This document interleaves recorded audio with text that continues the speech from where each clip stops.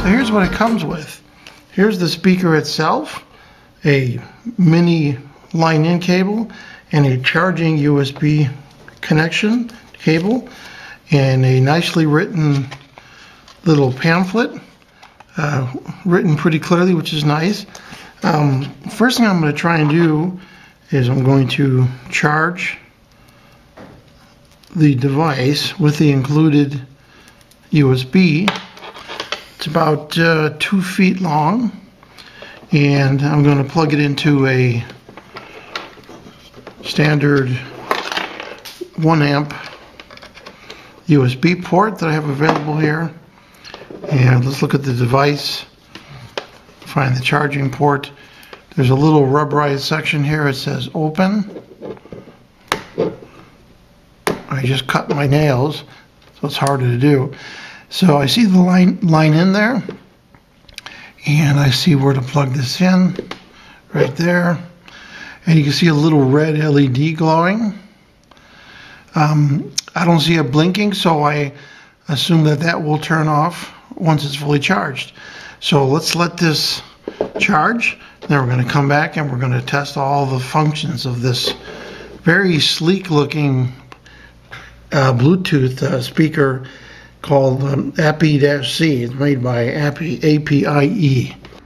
Okay, so it's been a couple hours, and I noticed that the red LED has turned green. The manual doesn't mention that for some reason, but that's what happens when it's charged. So we're going to disconnect the micro USB port, and we're going to turn this device on. Now the instruction manual has some interesting details about different positions of the switch and what it controls for answering a call. For instance, you hit that button right there. Canceling a call, you hold that button. There's some other functions we're going to go over on these two plus and minus buttons, but that's generally the volume up and down, and if you hold it, it's a track change. Let's see, I might have that backwards. Let's see. Play and pause is you short press that right there. The next previous, you long press this or back that. And volume plus is short pressing that to that. And if you want to disconnect your current Bluetooth, you hit both these together. So answering call to that one right there I mentioned.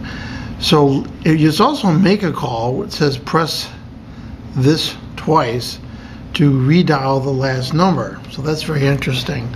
So let's turn this device on.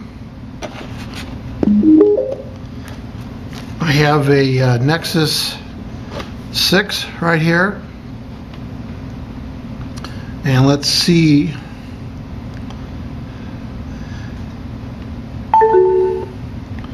I heard a sound like it connected. Yeah, it says APIE.C. So I'm going to connect with my Nexus 6. I turned the device on as I showed, and it's showing the APIE-C, and I double click on that.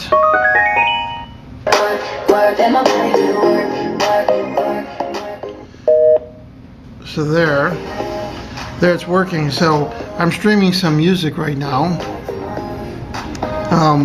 So I'm going to keep the volume low, and I'm going to listen to how it sounds. Okay, sounds really good. I'm going to keep it low, and so when you go to no volume, that's when it does that beep. Now let's see if I can change the track here by holding that down. There you go, went to the next song, Adele. Very nice. And then there's the volume. It's me. And you know what? It sounds really good. It has a left and right speaker, then it has a centered bass diaphragm. I could just tell by the way it sounds. And it's a very unique profile. It's very thin, very light, but it has really nice sound. is let's see if it could pick up a call. So let's call this cell phone.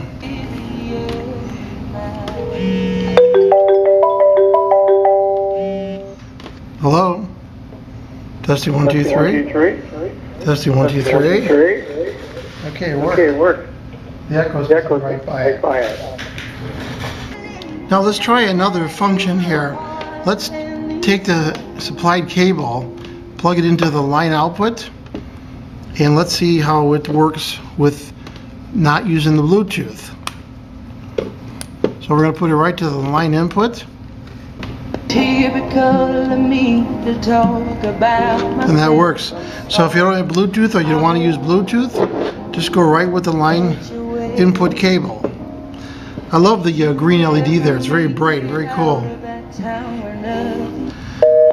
So the next thing we're going to test is range.